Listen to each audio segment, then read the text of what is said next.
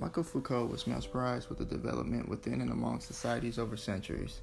For one thing, the concepts of discipline and punishment of individuals was intriguing to Foucault, as these were the tools to assert the law and dominance over an empire.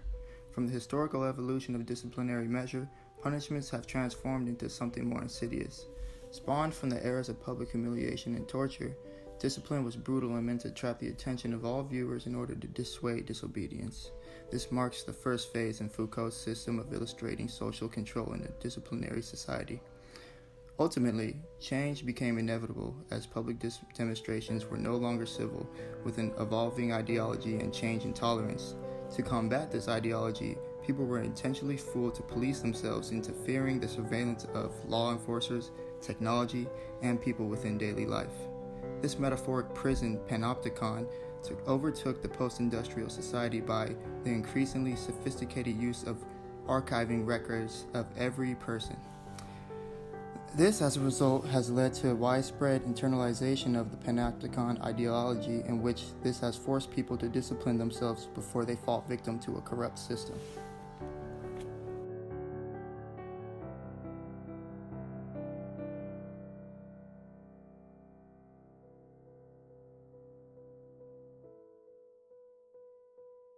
The first phase of punishment, physical torture. Foucault characterized this stage as corporal practices such as body mutilation, torture, and disfigurement. Foucault used the gruesome execution of Damiens in France in 1757 to explain the practices that were commonly used to punish others. This execution involved pulling the man by all four limbs, being dismembered as a public spectacle, and later burned. This form of punishment was not only for the person who was harming or killing, but to act as a threat for everyone else. Because this form of punishment is orchestrated by a centralized authority, it uses explicit hierarchies and social structures to exercise power.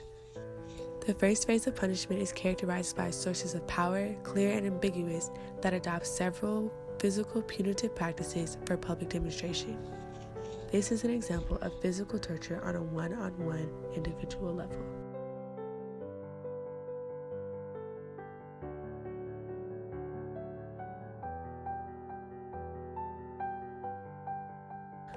Foucault explains this stage as marked by a noted decline in the ferocity and publicity of penal force, accompanied by the rise of humanistic concerns surrounding the implementation of punishment. This ultimately means that physical harm as the central focus of punishment is replaced by technologies of observation and discipline aimed at the mind rather than the body. Foucault argues that there is a new type of penal system that was created from the architecture of the panopticon, and he called it a disciplinary society. A disciplinary society is a society that regulates themselves due to internalized power. It means that everyone is on their best behavior because they feel they are being watched at all times.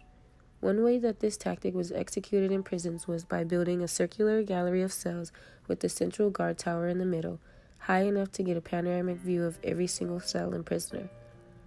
This central guard tower has a one-way viewing mechanism that makes everyone feel as if they are being watched, regardless if there is someone in the tower or not.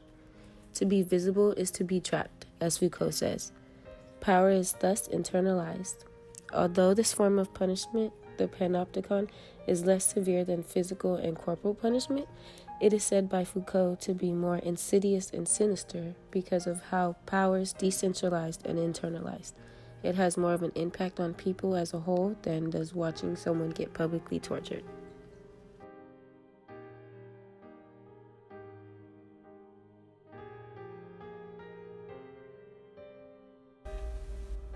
Foucault described this stage as a micropower that created a disciplinary individual.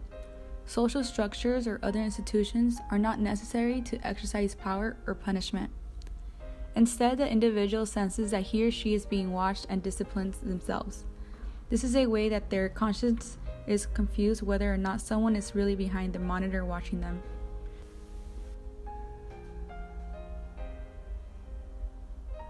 People usually think twice before acting. This stage tends to have a change in behaviors. Companies started with this idea of installing video surveillance in their stores to prevent theft and burglary. This idea was recently introduced to people's homes. Neighborhoods are adopting it, creating a safer environment. People are using surveillance to monitor their surroundings.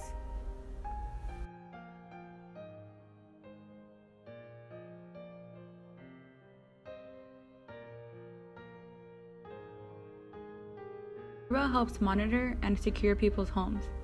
This advanced technology is able to link with any electronic devices, including tablets, laptops, phones, etc. One of the advantages of having this doorbell is being able to rewind and or share monitoring events with others. Another advantage of Ring is it makes it seem like you're at home when you're really not.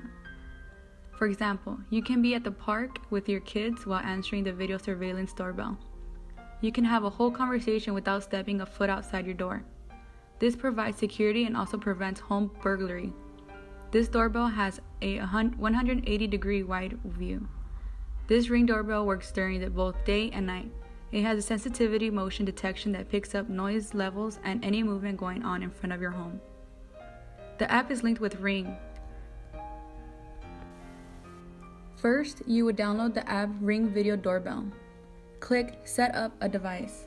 Create an account, including your first and last name. Include an email address and a password. Click on the Ring product you would like to set up. Name the Ring doorbell you are setting up. Turn on your location and connect it to your Wi-Fi.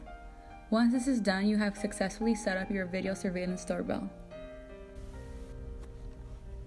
Some of the pros of having video surveillance is that it improves public safety.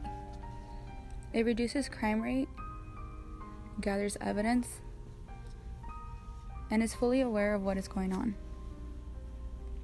Some of the disadvantages is that surveillance cameras are abused. Cameras are usually doubted, like, are people really watching? The systems are usually hacked, and there might be even blind spots. Overall, Foucault hasn't captured a modernized society that delves no deeper than the devices that control an entire population. Relating this to the modern books that are circulating, they anticipate a future dystopian world that we have yet to make. Every individual knows nothing other than what the institutions have taught, ranging from the educational system that cultivates knowledge to the future generations, to our ever-increasing military advancements. We unintentionally are producing a perpetual cycle of self-corruption. With nuclear missiles numbing the global fears of nuclear warfare, we will soon become desensitized to our own internal warfare of awareness along with self-control. Eventually, our entire society will lose touch with its holistic self to become but mindless motions and a conveyor belt of citizens. It will soon be technology using us as the raw materials to the world that we have made.